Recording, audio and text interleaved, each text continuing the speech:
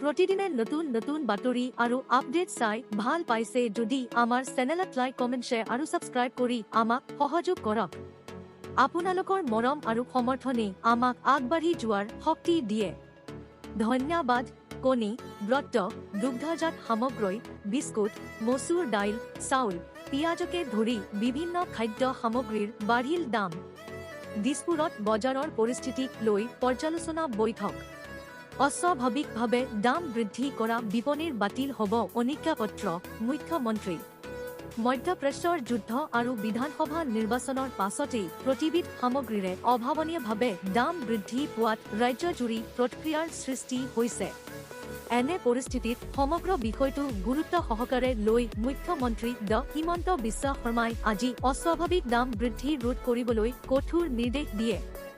দিছপুৰত আয়োজিত এখন পৰ্যালোচনা বৈঠকত মুখ্যমন্ত্ৰীগৰাকীয়ে কি কাৰণত কোনবোৰ সামগ্ৰীৰ দাম বৃদ্ধি পাইছে সেই সম্পৰ্কে বিস্তৃতভাৱে আলোচনা কৰাৰ পাছতেই জিলা আয়ুক্তৰ নেতৃত্বত ৩-৪ দিনৰ ভিতৰত জিলা নিৰীক্ষণ সমিতিৰ বৈঠক আহ্বান কৰাৰ নিৰ্দেশ দিয়ে। আনহাতে এতিয়াৰে পৰাই সকলো দোকান আৰু পাইকাৰী বিপণীত খুচুৰা তথা পাইকাৰী দাম প্ৰদৰ্শন কৰি ৰখাটো বাধ্যতামূলক হ'ব। একেদৰে অস্বাভাৱিক দামত সামগ্ৰী বিক্ৰী কৰা বিপণীৰ বিৰুদ্ধে বাণিজ্যিক অনুজ্ঞাপত্ৰ বাতিলকে ধৰি কঠোৰ পদক্ষেপ গ্ৰহণ। কেৰালাত প্ৰতিখন মন্ত্ৰীসভাৰ শপত গ্ৰহণ। বাওঁ মৰ্চা চৰকাৰক আঁতৰাই এটা দশকৰ পাছত কেৰালাত ক্ষমতালৈ অহা কংগ্ৰেছ নেতৃত্বাধীন UDFক নেতৃত্ব দিয়া ওদাখেৰী দামোদৰ মেনন প্ৰতিখন চমুকৈ VD প্ৰতিখনে তিৰুৱনন্তপুৰমৰ অচলত বিপুল আদৰণি। প্ৰধানমন্ত্ৰী মোদীক নৰৱেৰ সৰ্বোচ্চ সন্মান। প্ৰধানমন্ত্ৰী নৰেন্দ্ৰ মোদীয়ে আজি আন্তঃৰাষ্ট্ৰীয় পৰ্যায়ত এক ডাঙৰ কৃতিত্ব অৰ্জন কৰে। প্ৰধানমন্ত্ৰী আজি নৰৱেত উপস্থিত হোৱাৰ সময়ত দেশখনৰ সৰ্বোচ্চ সন্মানেৰে সন্মানিত কৰা হয়। প্ৰধানমন্ত্ৰীক নৰৱেৰ ৰজা পঞ্চম হেৰাল্ডত বিধানসভাৰ অধিৱেশন পালেহিৰে বিৰোধী দলপতিৰ সিদ্ধান্তই ল'ব পৰা নাই কংগ্ৰেছ হাইকমাণ্ডে। দৌৰত জন্ম বিধায়ক। সৰ্বসন্মত নেতাৰ অভাৱত কংগ্ৰেছে জয় বা পৰাজিত হ'লেও নেতা। বৰ্ষাপাৰাত মুকলি ক্ৰিকেট সংগ্ৰহালয়। তথ্যচিত্ৰ উন্মোচন। মুখ্যমন্ত্ৰী হিমন্ত বিশ্ব শৰ্মাই আজি গুৱাহাটীৰ বৰ্ষাপাৰা ষ্টেডিয়াম চৌহদত স্থাপন কৰা অসম ক্ৰিকেট সংগ্ৰহালয়টো শুভ উদ্বোধন কৰাৰ লগতে the golden innings legacy of Assam cricket শীৰ্ষক এখন তথ্যচিত্ৰ শুভ উন্মোচন কৰে। উল্লেখযোগ্য যে অসম ক্ৰিকেট সন্থাৰ গৌৰৱোজ্জ্বল ইতিহাস, গুৰুত্বপূৰ্ণ নথিপত্ৰ আৰু বিগত এমাহৰ ভিতৰত হৰমিছ প্ৰালী মুক্ত নহ'লে বিষম হ'ব পৰিস্থিতি। গভীৰ সংকটত বিশ্বৰ তৈল ভাণ্ডাৰ। যুদ্ধৰ ৭৮ দিনত মধ্যপ্ৰদেশৰ পৰা তেলৰ যোগান ৭৮.২ কোটি বেৰল হ্ৰাস অচিৰেই শুকাই যাব খাৰুৱা তেলৰ বহু উৎস। খাৰুৱা তেলৰ সংকটৰ পৰিণতিত ভাৰতীয় মুদ্ৰাৰ মূল্যৰ পতন অব্যাহত। ডলাৰৰ বিপৰীতে মূল্য হ'লগৈ ৯৬.৩৫ টকা।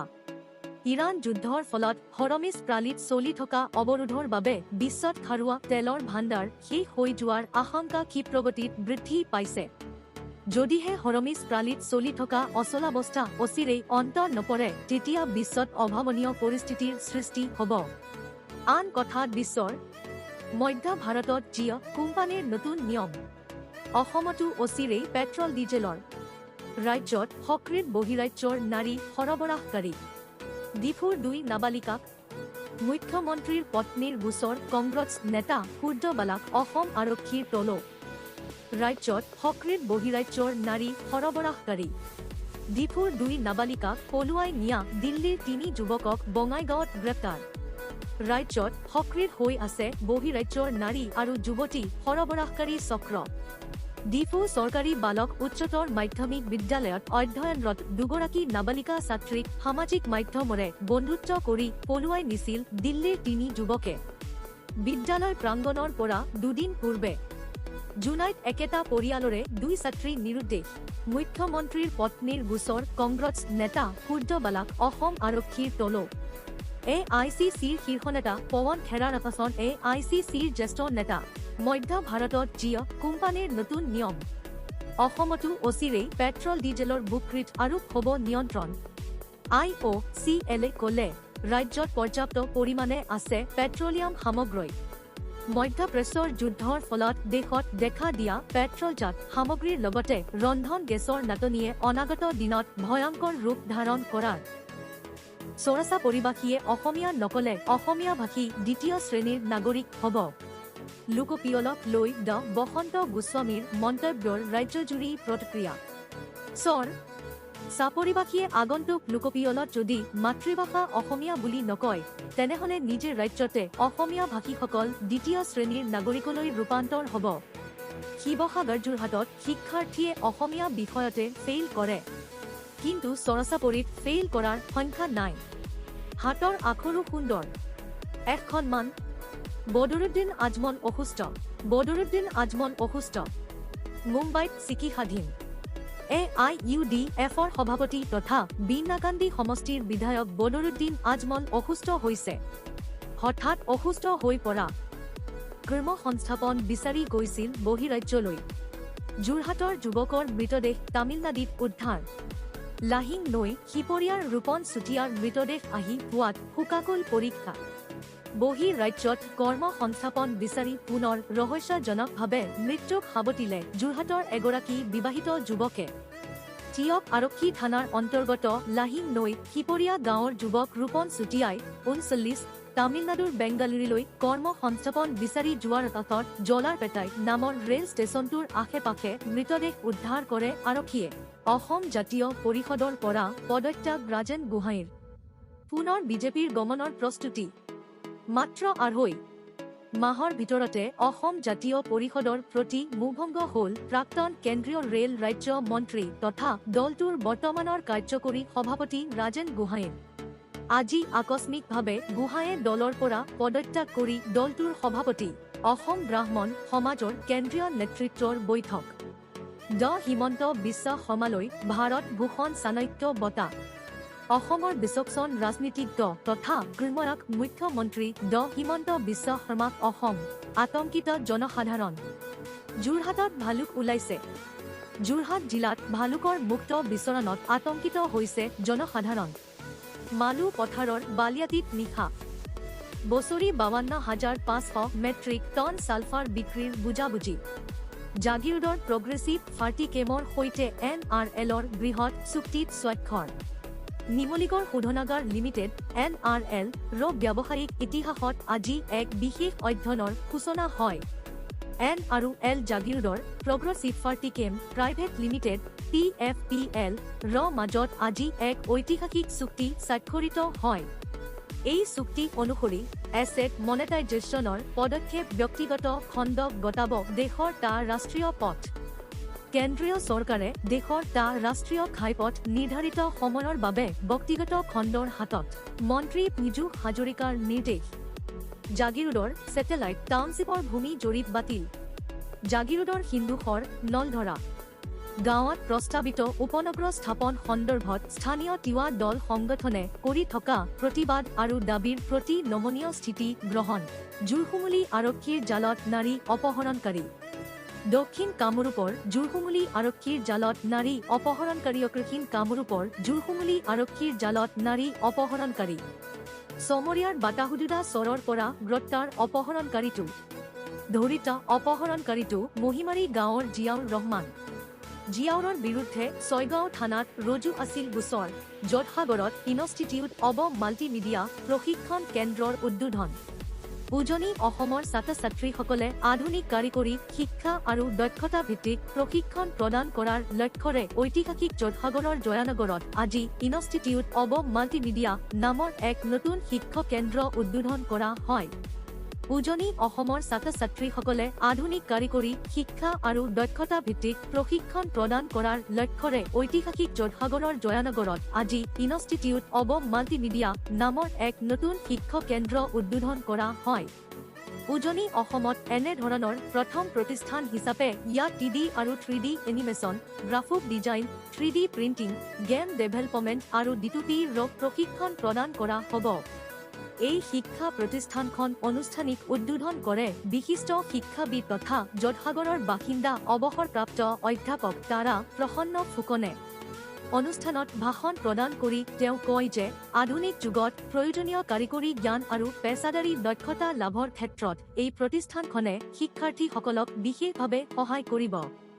তেওঁ লগতে উল্লেখ কৰে যে চিকিৎসা বিজ্ঞান, ঐতিহাসিক স্মৃতিসৌধ সংৰক্ষণ আদি বহু উন্নত ক্ষেত্ৰত 3D প্ৰিণ্টিং প্ৰযুক্তিৰ ব্যাপক ব্যৱহাৰ থাকিলেও উত্তৰ পূৰ্বাঞ্চলত এতিয়াও এই প্ৰযুক্তিৰ বিষয়ে সচেতনতা আৰু ব্যৱহাৰ অত্যন্ত সীমিত।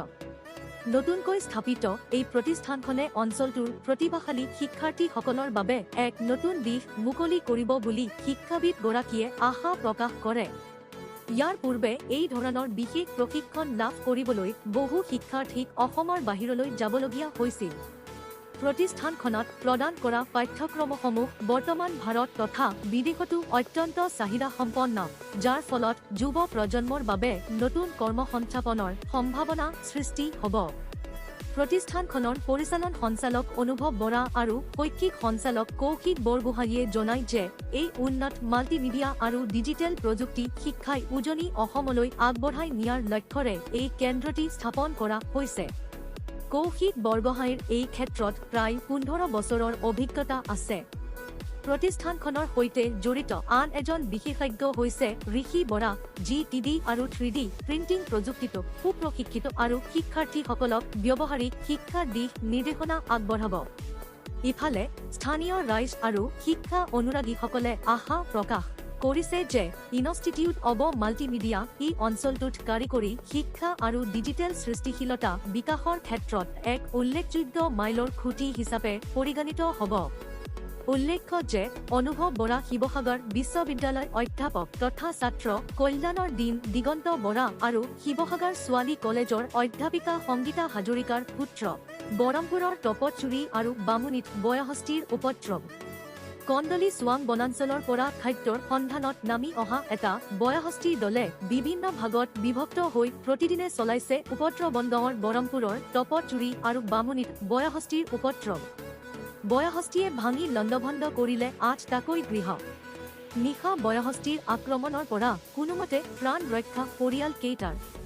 কন্দলি চোৱাং বনাঞ্চলৰ পৰা খাদ্যৰ সন্ধানত নামি অহা এটা বয়হস্তীৰ দলে বিভিন্ন ভাগত বিভক্ত হৈ প্ৰতিদিনে চলাইছে উপদ্ৰৱ। গৃহস্থৰ গৃহ, ভঁৰাল আৰু দোকান গৃহ ভাঙি ক্ষতি সাধন কৰিছে বয়হস্তীৰ জাকে। বয়হস্তীৰ পৰা জীৱন সম্পত্তি ৰক্ষা কৰাত সম্পূৰ্ণ ব্যৰ্থ হৈছে নগাঁও বন বিভাগ। কেৰুছ 2026 ৰবটিক চাৰ্জাৰীৰ ক্ষেত্ৰত ভাৰত কোৰিয়াৰ সহযোগিতা শক্তিশালী কৰাৰ প্ৰয়াস। Korean association of robotic surgeons চমুকৈ কাৰোছৰ সন্মিলনত association of robotic and innovative চাৰ্জনছৰ বিশেষ আমন্ত্ৰিত অতিথি হিচাপে অংশগ্ৰহণ কৰি ভাৰতীয় চিকিৎসকৰ দলে দেশখনলৈ গৌৰৱ কঢ়িয়াই আনিছে। দক্ষিণ কোৰিয়াৰ ইনচিয়নত অনুষ্ঠিত Korean association of robotic surgeons চমুকৈ কাৰোছ সন্মিলনত association of robotic and innovative চাৰ্জনছৰ বিশেষ আমন্ত্ৰিত অতিথি হিচাপে অংশগ্ৰহণ কৰি ভাৰতীয় চিকিৎসকৰ দলে দেশখনলৈ গৌৰৱ কঢ়িয়াই আনিছে। এই সন্মিলনত ড স্বাগতা, ড বিবেক বিন্দাল, ড হুমা শেখৰ SP আৰু ড মঞ্জুৰীৰ সৈতে ভাৰতীয় প্ৰতিনিধি দলটোৱে অংশ লয়। সন্মিলনত এলিছৰ বৰ্ধিত প্ৰশিক্ষণ আৰু শৈক্ষিক পদক্ষেপসমূহৰ ওপৰত এক বিশেষ বক্তৃতা প্ৰদান কৰা হয়। এই ভ্ৰমণকালত কোৰিয়াৰ আগশাৰীৰ তথা উচ্চ ক্ষমতা সম্পন্ন ৰবটিক কেন্দ্ৰসমূহত ভাৰতৰ যোগ্য যুৱ শল্য চিকিৎসকসকলৰ বাবে ভৱিষ্যতৰ অবজাৰভাৰশ্বিপ আৰু ট্ৰেভেলিং ফেলোশ্বিপৰ সুযোগ সৃষ্টি কৰাৰ সন্দৰ্ভত গঠনমূলক আলোচনা কৰা হয়।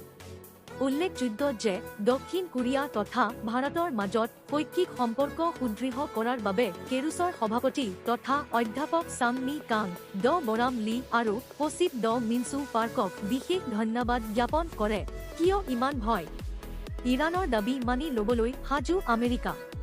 ৱাশ্বিংটন আৰু তেহৰানৰ মাজত চলি থকা দীৰ্ঘদিনীয়া উত্তেজনাৰ মাজতে ইৰাণৰ ওপৰত আৰোপিত তেল নিষেধাজ্ঞা প্ৰত্যাহাৰ হোৱাৰ এক সম্ভাৱনাই নতুন আশাৰ সঞ্চাৰ কৰিছে। ৱাশ্বিংটন আৰু তেহৰানৰ মাজত চলি থকা দীৰ্ঘদিনীয়া উত্তেজনাৰ মাজতে ইৰাণৰ ওপৰত আৰোপিত তেল নিষেধাজ্ঞা প্ৰত্যাহাৰ হোৱাৰ এক সম্ভাৱনাই নতুন আশাৰ সঞ্চাৰ কৰিছে। ইৰাণৰ এক সংবাদ সংস্থাৰ প্ৰতিবেদন অনুসৰি দুয়োখন দেশৰ মাজত চলি থকা নতুন খচৰা প্ৰস্তাৱৰ অংশ হিচাপে ইৰাণৰ তেল ৰপ্তানিৰ ওপৰত থকা নিষেধাজ্ঞা সাময়িকভাৱে শিথিল কৰিবলৈ সাজু হৈছে আমেৰিকা। প্ৰতিবেদনখনত উল্লেখ কৰা হৈছে যে পূৰ্বৰ আলোচনাৰ তুলনাত এইবাৰৰ প্ৰস্তাৱটো কিছু সুকীয়া। কাৰণ ইয়াত চূড়ান্ত চুক্তিত স্বাক্ষৰ হোৱাৰ পূৰ্বেই কিছুমান নিষেধাজ্ঞা শিথিল কৰাৰ কথা উল্লেখ কৰা হৈছে। ইৰাণে দীৰ্ঘদিন ধৰি নিজৰ তেল খণ্ডৰ ওপৰত থকা নিষেধাজ্ঞা স্থায়ীভাৱে প্ৰত্যাহাৰ কৰিবলৈ হেঁচ প্ৰয়োগ কৰি আহিছে, যাতে দেশখনে আন্তঃৰাষ্ট্ৰীয় শক্তি বজাৰলৈ সম্পূৰ্ণৰূপে প্ৰত্যাৱৰ্তন কৰিব পাৰে। অৱশ্যে এই ক্ষেত্ৰত ভাৰতৰ ওপৰতো পৰিব পাৰে প্ৰভাৱ। যদিহে এই নিষেধাজ্ঞা সঁচাকৈয়ে শিথিল কৰা হয়, তেন্তে ইয়াৰ পোনপটীয়া লাভ হ'ব ভাৰতৰ দৰে দেশসমূহৰ। ভাৰতে নিজৰ খাৰুৱা তেলৰ প্ৰয়োজনীয়তাৰ এক বুজন অংশ বিদেশৰ পৰা আমদানি কৰে।